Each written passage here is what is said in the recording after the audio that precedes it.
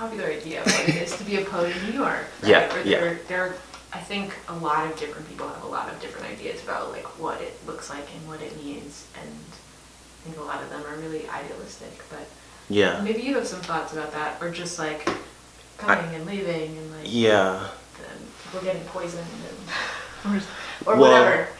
when it comes to, I think, the way that people like engage, there's definitely a poison here. There's definitely a poison in New York. New York is toxic, in many ways. I think that especially for writers, but only because of that. I think the tendency of specific writers or certain writers, the majority of the community here, to just stay insular. I think that to me is like the biggest problem with the work that's coming out of the work that's being produced here. The majority of people just sound like each other. I mean, there's amazing talent here, don't get me wrong, and like who I think are brilliant and innovating, and but I think that for the majority of people here just sort of engage with this. It's just careerist. Like, people have very careerist attitudes about how to advance or how to excel. And I used to be like that. I feel like I had that. That was definitely a part of what was cultivated in me when I went to study writing at Sarah Lawrence in Oberlin. Like, I think that, at Oberlin, I was trained to be like, okay, so after this, you go to grad school, and then I came back for that, without really thinking about why it was so imperative. But at the same time, I think New York is amazing. There's no place like it. Because of the like sheer diversity of people doing completely different things. So, yeah, I do think there's like a romanticized idea of like the writer in New York. I think that you have to have money to really live it. I certainly don't. It's always hustle. I feel like I'm always hustling. But so I get frustrated. Yeah, when I get frustrated when I hear like the sort of like, I mean, I can't assume, to know anything about Eileen Myles' money, but I must, I think it's easy for her to say, anything really about what it means to write in New York when you have when you've got certain, you're not worried about, like, I have 9 cavities and I have no way of like getting those filled anytime soon. And, other things, I don't think it's. Do you want to stay here? Do you think you'll stay? Do you think you'll leave? I probably will. I don't know. Who knows? I would stay here. I came back here because I have baby sisters who I like love so much, and I love seeing them, and I love hanging out with them, and I miss them. But one's in college now, and the other one I don't see as much as because she's like in high school. So the like need for me to stay it's not as real. So I would leave.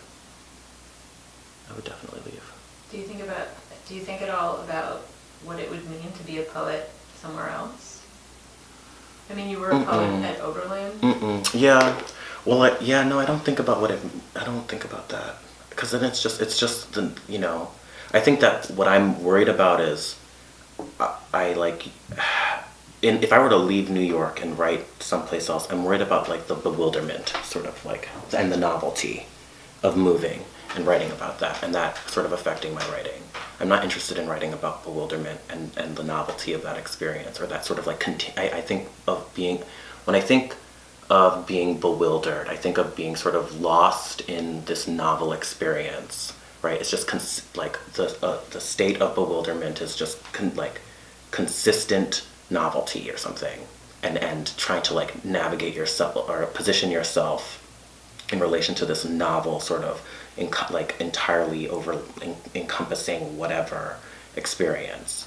And I think that like I don't want to write about that. I'm afraid of writing that type of work now. I did it when I lived abroad, and I feel like there are colonial, well, then I felt like there were colonial implications to that. Like, it's so easy to write about an unpeopled landscape or something, or I'm afraid of sort of fetishizing on any place that I move to in this as like a bewildering space. So I know that if I were to move, I would do that. I think that's where I would go. It would be really hard not to exotify a space in that way. Even if it's like Ohio again, or somewhere else in the Midwest, or someplace in the South. I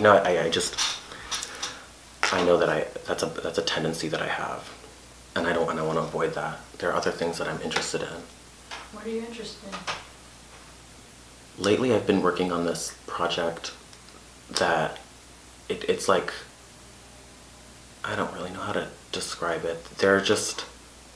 It's like a series of like incantations and erasures and concrete poems and all that sort of. I'm trying to sort of investigate the space between belief and disbelief, and while like playing with like transliteration and like writing poems that are like in tongues, like not even coherent. Or I'm like more curious in like the power of faith than being like lost and bewildered by a new location or something.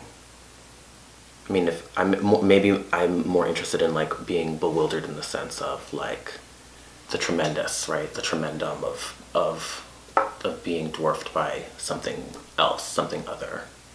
Right, but like a less literal or less physical bewilderment. Yeah, one that specifically identifies the other too. I'm interested in that. I'm interested in trying to sort of give language to, or construct language around or within this sort of like nebulous, like oblivion of being so small in comparison to something so great. What the great thing is, I have no idea. I'm not religious. But there's power there or something. I feel like there's a lot of power there, though there's a lot of power in faith and belief. Even if it's blind faith and blind belief, obviously, I think that's the most powerful. And so I'm interested in that, like the hooks of it all. So I think that working on that project anywhere else would be right now not good, because I would confuse it with sort of like physical dislocation and not like the sort of spiritual one. Yeah. And I don't want to like confound the two or something.